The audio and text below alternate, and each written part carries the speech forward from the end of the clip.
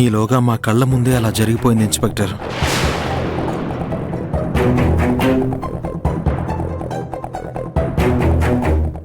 Really I'm very sorry for the loss. ఇంకెవరైనా ఆ టైంలో సైట్లో ఉన్నారా? మేము ఆ రోజు ఈవినింగ్ టైంలో వెళ్ళాం. ఆల్మోస్ట్ వర్క్ ఫినిష్ అయ్యే టైం అది. బహుశా వర్కర్స్ అందరూ కూడా వెళ్ళిపోయి ఉంటారు. నాకైతే అక్కడ ఎవరూ కనిపించలేదు.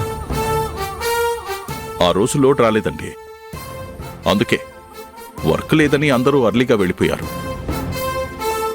అరవింద్ ఏదైనా వర్క్ చేసుకుంటూ అక్కడే ఉండిపోయి ఉంటాడు.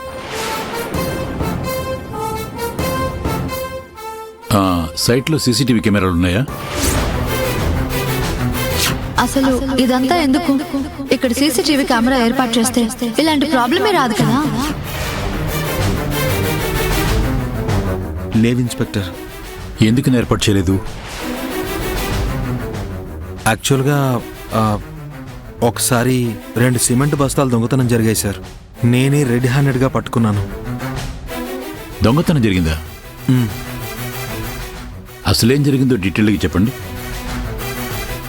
ఇలాంటి కన్స్ట్రక్షన్ సైట్స్లో దొంగతనాలు జరగడం చాలా కామన్ అండి. వందల కొద్దీ సిమెంట్ బస్తాలుంటాయి.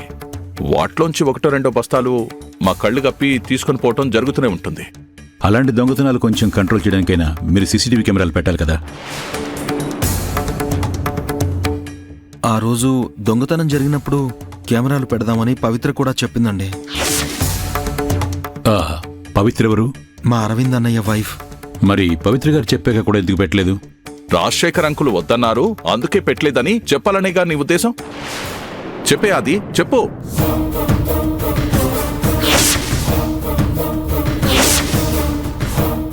అది అలా అని ఎక్కడన్నాడండి? తనేదో క్యాజువల్ గా చెప్తుంటే మీరెందుకు అంత సీరియస్ అవుతున్నారు? వీడు అసలు ఆ ఉద్దేశంతోనే చెప్పలేదు కదరా. జనరల్ గా కన్స్ట్రక్షన్ సైట్స్ లో సీసీ కెమెరాలు పెట్టరు ఇన్స్పెక్టర్, అందుకే వద్దన్నాను. అదీ కాక ఆ తర్వాత మా సైట్లో ఎలాంటి దొంగతనం జరగలేదు. చక్రవర్తి గారు, అయితే దీని మీద మీకు ఎటువంటి అనుమానం లేదు కదా? యాక్సిడెంట్ కిందే భావిస్తున్నారు కదా? అవును ఇన్స్పెక్టర్. ఎనీ టైం మీకు ఏదైనా డౌట్ ఉన్నా, ఏదైనా ఇన్ఫర్మేషన్ ఉన్నా నాకు కాల్ చేయండి. బహుశా అలాంటి అవసరం రాకపోవచ్చు. నేను ఒకసారి అరవింద్ వైఫ్తో మాట్లాడి ఎంక్వైరీ చేయొచ్చా? సారీ ఇన్స్పెక్టర్, తనున్న మెంటల్ స్టేటస్లో అస్సలు మాట్లాడే పరిస్థితిలో లేదు. It's okay. తర్వాత మీరు ఒప్పుకున్నాకే లేడీ ఇన్స్పెక్టర్తో వచ్చి పవిత్రను ఎంక్వైరీ చేస్తాను. అవసరం లేదు ఇన్స్పెక్టర్. మేము దీన్ని యాక్సిడెంట్ అని చెప్తుంటే మళ్ళీ ఎంక్వైరీ ఎందుకు? సరే చక్రవర్తి గారు, నేను బయలుదేరుతాను. మంచిది. పద.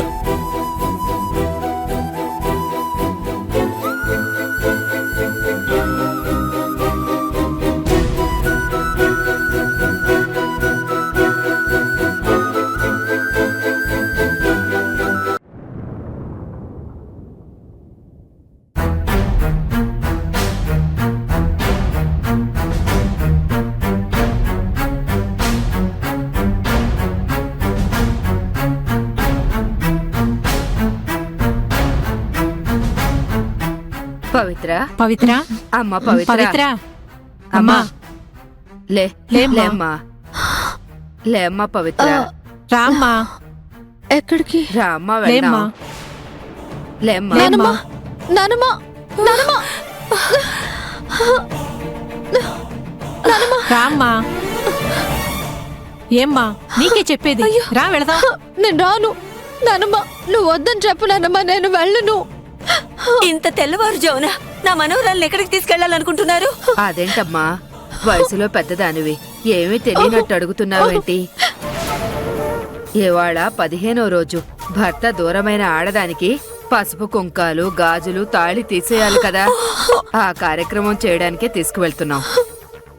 అవన్నీ వద్దని మీకు ముందే చెప్పాను కదా, అయినా ఎందుకు మళ్ళీ వచ్చి కార్యక్రమం జరిపించాలంటున్నారు? ఏమ్మా, ఇవేమన్నా మేము సృష్టించామా?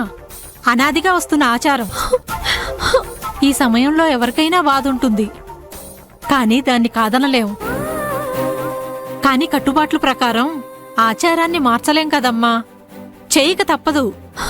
ఏమ్మా నువ్వురా. నానమ్మ వద్దు నానమ్మ, నాకు ఇలాంటివేవి వద్దు. నువ్వైనా వీళ్ళకి చెప్పు నానమ్మ. ఏమ్మా నీకు పుణ్యం ఉంటుందమ్మా, చిన్న పిల్లమ్మా. ఇలాంటివన్నీ చేసి తనని ఆవేదనకు గురి చేయకండి. వదిలేయండి అమ్మా, వదిలేయండి, వెళ్ళిపోండి. ఏమ్మా నువ్వేం మాట్లాడుతున్నావో నీకు తెలుస్తోందా?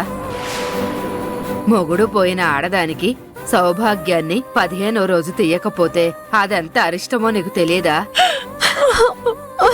సహజంగా ఇలాంటివి పారే కాలువ దగ్గర గాని చెరువు దగ్గర గాని చేయాలి. నానమ్మ కానీ ఇక్కడ అలాంటి వసతి లేదు కాబట్టి బావి దగ్గర చెయ్యాలి. నువ్వు రామ్మా. వెళ్ళను, నేను రాను.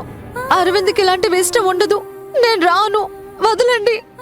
అమ్మా దయచేసి మీరు వెళ్ళిపోండి అమ్మా, వెళ్ళిపోండి. రామ్మా. మీరు ఇక్కడి నుంచి వెళ్ళిపోండి. ఏంటి గొడవ?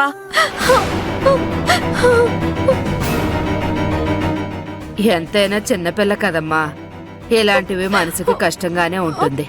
రానని గొడవ చేస్తోందమ్మా.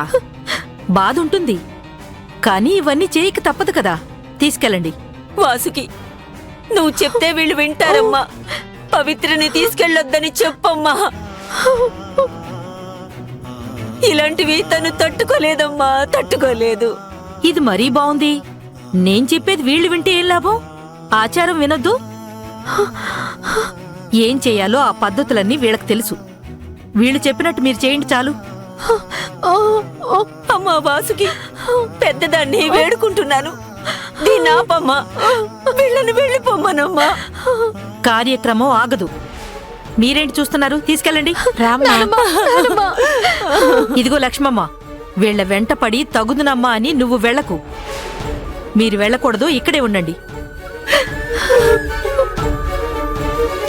వాసుకి ఈ అమ్మాయిని చూస్తే జాలిగా ఉంది.